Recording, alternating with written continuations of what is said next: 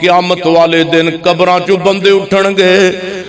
قبراں چوں اٹھن گے تے اللہ دے محبوب پیغمبر فرماندے نے اپنے نامہ اعمال دے سر تے اٹھن گے، نامہ اعمال دے سر تے اٹھن گے تے نبی پاک صلی اللہ علیہ وسلم فرماندے نے جدو قیامت دا دن ہوئے گا سایہ نہیں ہوئے گا، دو سائے آ جان گے بندے دے سر دے اتے آ کے انج کر کے سایہ کر لین گے، بڑیاں سونیاں شکلاں ہون گیاں،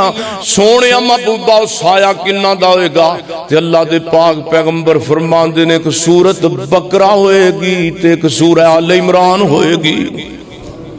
ایک سورہ آل عمران دا سایہ ہوئے گا، سورۃ البقرہ دا سایہ ہوئے گا۔ اللہ کو دعا کرو اللہ سانو عذاب قبر تو محفوظ فرمائے، اللہ عذاب جہنم تو محفوظ فرمائے، اللہ سانو سارے آنو ان خرافات تو بھی بچائے جڑے دنیا چ ذریعہ بندے نے قبر دے عذاب دا، قبر دے عذاب وچ ایک جناب ایتھے تے ماڑی جی چونڈی کو وڈ دے تے او برداشت نہیں تے سپ دے ڈنگ برداشت ہون گے۔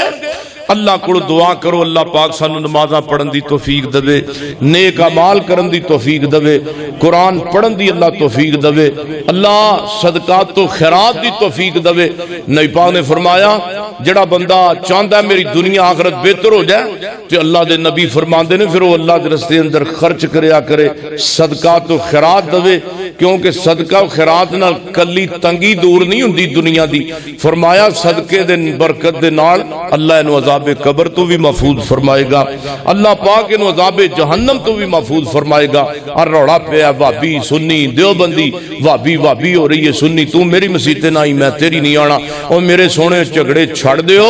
اللہ دا واسطہ ایک جگہ تے جمع ہو جاؤ، اور قرآن حدیث تے ہی بندہ جمع ہو سکتا ہے، کسی اور کتاب تے نہیں جمع ہو سکتا۔ ایک پلیٹ فارم موجود ہے